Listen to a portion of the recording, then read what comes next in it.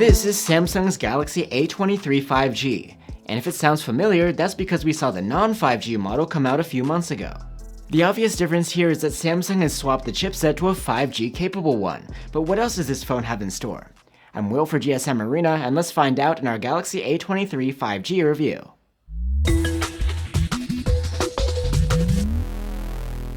The Galaxy A23 5G is a budget-oriented smartphone that aims to provide a solid enough experience for the price, as well as 5G connectivity.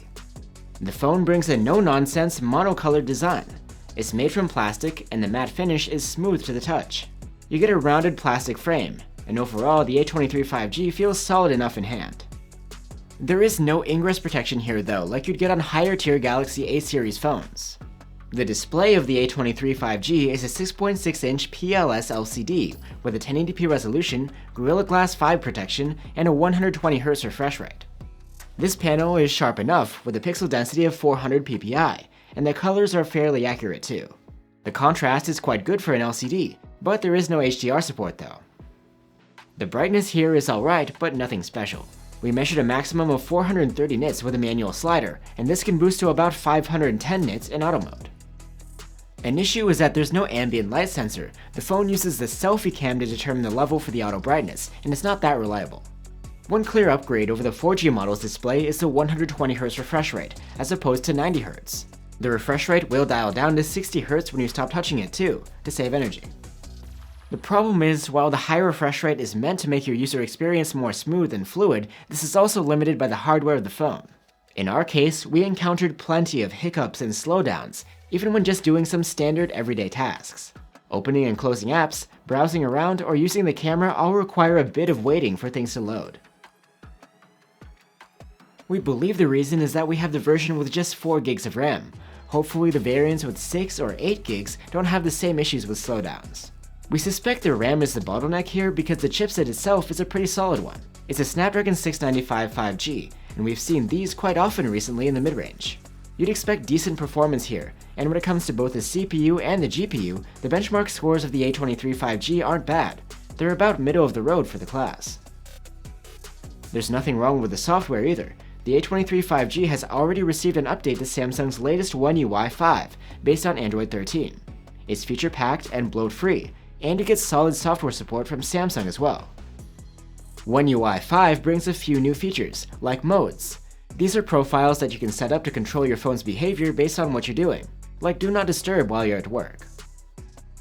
Another standout new feature is that you can set a video clip as your lock screen background.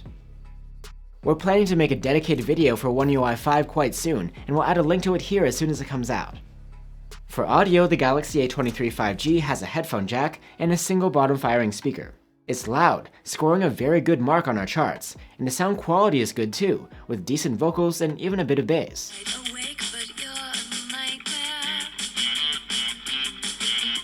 You can wake up and unlock the phone with a side-mounted fingerprint reader built into the power button. And you can get the A23 5G with 64, 128, or 256 gigs of storage, and that is expandable through microSD. The A23 5G has a large 5000 mAh battery, and battery life is excellent. The phone aced our tests to earn a final endurance rating of 138 hours. The phone supports 25-watt charging, but unlike the 4G model, you don't get a charger in the box here. With the proper Samsung adapter, we were able to charge the phone from 0 to 58% in half an hour.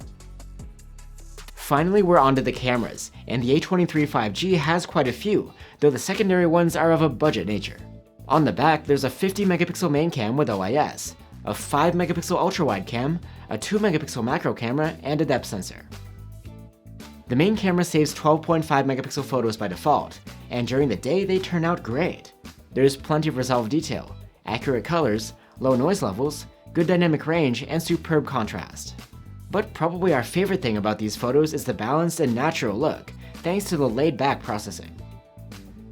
Portraits are taken with the main cam and the depth sensor, and these turned out surprisingly good. The subjects are detailed and sharp and well exposed, and the subject separation is solid for the most part. In contrast to the impressive main cam, the ultra-wide is quite basic. At 5 megapixels, the level of resolved detail isn't great, and the colors look dull. At least you get acceptable dynamic range. Close-up photos from the 2-megapixel macro camera are even less impressive. The detail is poor, and because of the fixed focus, it's hard to get a photo coming out sharp. In low light, photos from the main cam are likable, with a nice amount of detail.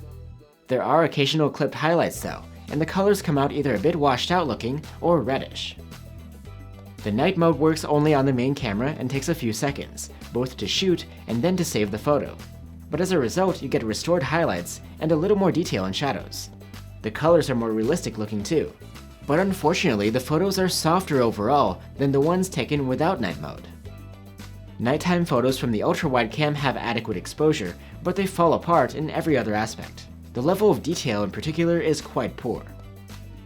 Selfies from the 8-megapixel front-facing cam are good, as long as you have plenty of light. But in less than perfect lighting, they come out with less detail and some extra noise. Video recording is limited to 1080p resolution. The Snapdragon 695 chipset doesn't support 4K video capture. The quality from the main cam is good though, with plenty of resolved detail considering the resolution, accurate colors, and decent dynamic range. 1080p video from the ultra-wide is also pretty solid, although the corners are soft and the colors are a bit dull. So that's the Samsung Galaxy A23 5G. It's a pretty well-rounded device with all things considered. You get a high refresh rate LCD, excellent battery life, decently fast charging, and a pretty capable main camera for the price. Plus, of course, 5G connectivity. Our major issue here was the sluggish user experience, so you should maybe go for the model with more than 4 gigs of RAM. If that doesn't bother you, then the Galaxy A23 5G could be worth looking into. But have in mind that for just a bit more money, you can get the next tier Galaxy A33, which brings a lot more bang for your buck. Thanks for watching, guys. If you'd like to check out some alternatives to the Galaxy A23 5G, you can probably start with the Galaxy A33. And another option is the Motorola G82. Let us know what you guys think, and I'll see you on the next one.